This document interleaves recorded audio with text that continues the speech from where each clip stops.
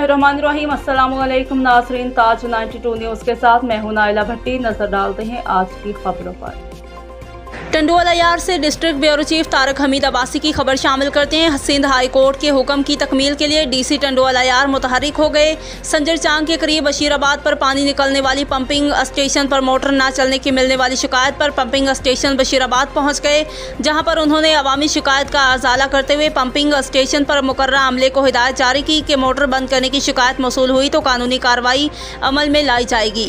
Deputy commissioner ने मजीद कहा कि पंपिंग स्टेशन पर चलने वाली मशीन खराबी के सबब कुछ वक्त के लिए बंद हो गई थी। उनका कहना था कि जो हुकूमत का राशन मिला है वो आवाम तक पहुंचा रहे हैं। मुतासरीन में खाना, खैमे, सेहत की सहूलियात के साथ साथ मच्छरदानियां भी तकसीम कर रहे हैं। इस मौका पर असिस्टेंट कमिश्नर डॉक्टर आसिफ कुराई समेत दीगर अफराद मौजूद थे।